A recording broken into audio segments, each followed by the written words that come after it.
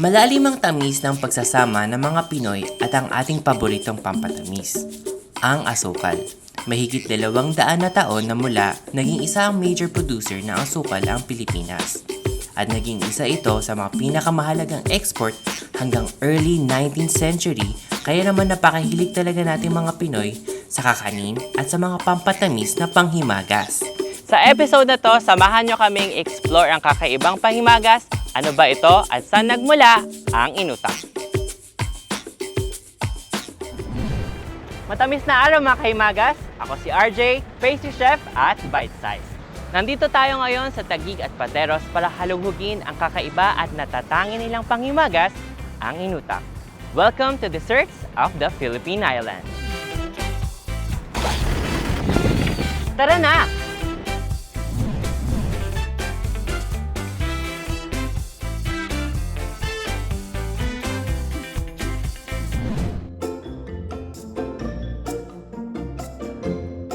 Sa higit na 7,000 isla ng Pilipinas, sigurado akong marami pang panghimagas ang hindi pa natitikman at nakikilala tulad na lang nitong pambato ng Pateros at Taguig, ang inutak.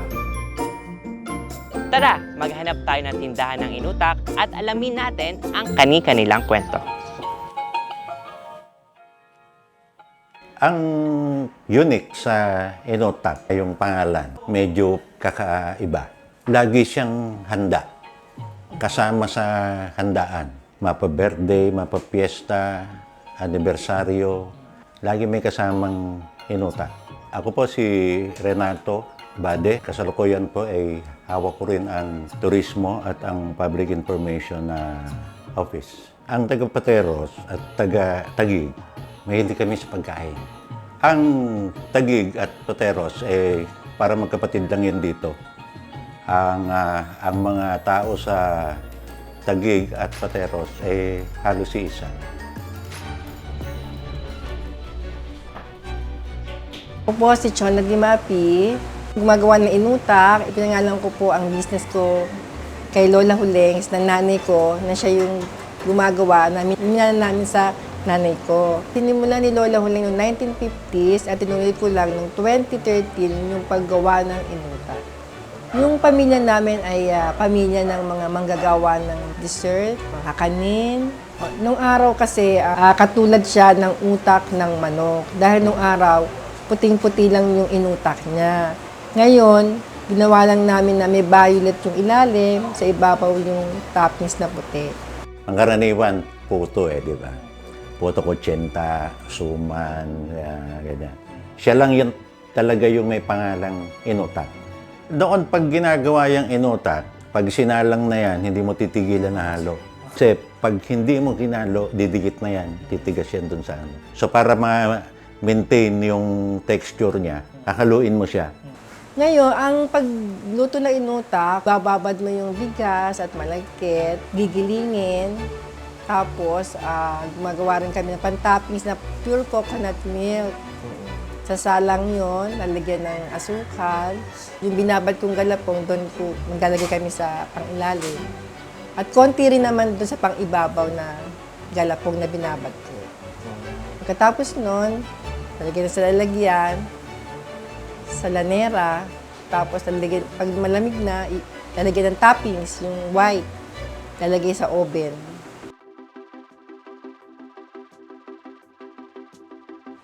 Ang inutak namin ay hindi namin binabago yung lasa dahil kung ano yung tinuro ng lola ko, ano yung minalan naming recipe, yung recipe ng lola ko, yung pa rin hanggang ngayon.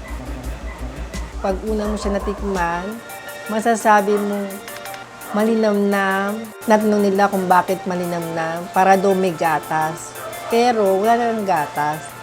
Pure coconut milk talaga. Malambot, sarap.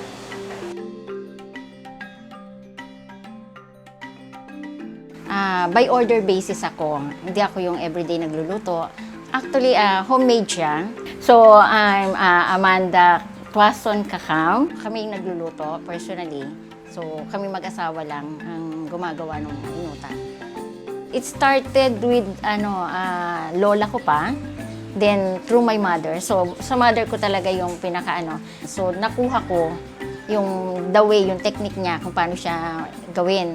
Maraming pagbabago na ginagawa ngayon. Meron na siyang sangkap na ube, minsan langka.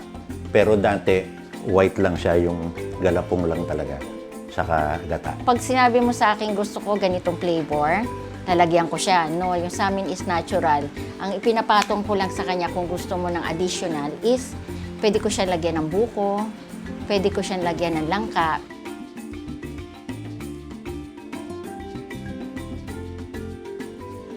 Nilalagyan niya ng parang baga sa ibabaw para maluto mo yung gata. So yung ginagamit namin as until now is traditional o yung sinasabi natin old school. So yung bao yung ginagamit namin tapos mayroon nakalatag na yero. So nasa ilalim siya.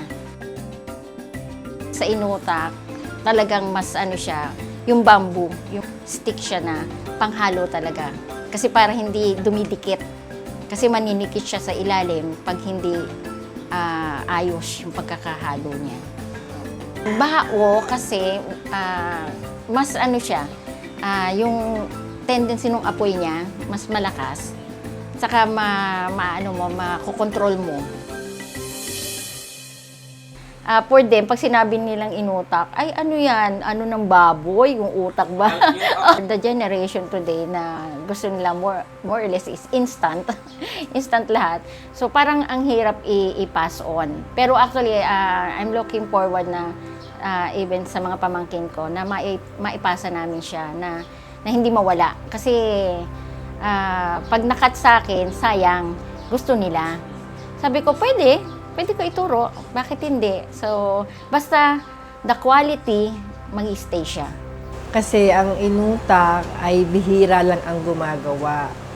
Ngayon, tinuturuan ko na yung mga anak ko ng paggawa ng inutak. Unti-unti na silang tututo na ang sinasabi ko sa kanila kung ano yung timpla natin ngayon, mawala man ako, iyon pa rin ang timpla nyo. Dahil yun ang the best na timpla. Okay, Sanay, titikman na natin yung inutak. Violet. Yeah. Anong masasabi mo sa inutak mo? Masarap na ano? Masarap, Nay. Malambot. Oo nga, sinasabi mo na, di ba, malambot. Tsaka yung sa taas niya, no, Nay, no? Yung, di ba, binobroil to sa taas. Kasi Hindi siya mapakla. Kasi ito yung coconut milk, pure coconut milk.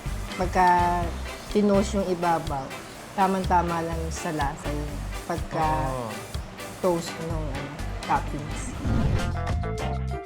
Okay, Mami. So, ito na po yung inutak niya. Tikman natin. Pero tikman ko po muna with as is lang. Alright. Tikman ko na.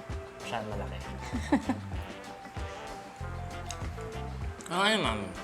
Oh, mas maganda tikman mo with ice cream. Okay. Tama. Pero, Mami, lasang-lasa ko yung ano, no? Yung bao na inan nyo sa apoy. Oo, yung Nag-smoke talaga yung pinaka-ano niya. sarap siya. Pero Mm. sausaw. Tsaka, yung pagka burnt niya sa taas, hindi masyadong malakas. So, hindi siya nagkakaroon ng mapait na lasa. Yeah, dapat kasi yung tama lang yung pinaka-apoy niya. Talaga magbe-blend lang talaga siya. Pero Mami, sa ice cream mo ba, ano ba mas gusto mo? Like, yung plain lang, yung may flavor? Pag ganito, mas maganda yung plain lang siya. Kasi pag nilagyan mo siya ng may mga flavoring natin, magko-contrast yung ano niya, yung lasa niya. Pero pag ganyan, mga plain lang, chocolate, cheese, ganyan. Mas maano siya, mas masarap siyang kasama. Tsaka, ang sarap niya kasi nung lamig, yung ice cream, tapos yung inutak. Nagbe-blend sa ano nila. Perfect ngayon sa panahon natin na init. I love it, Mami.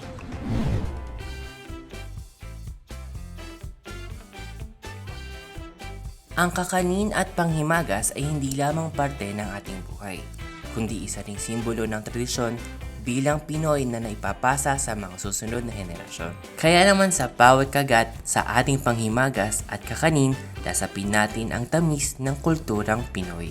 I'm Chef RJ and we hope you like this episode.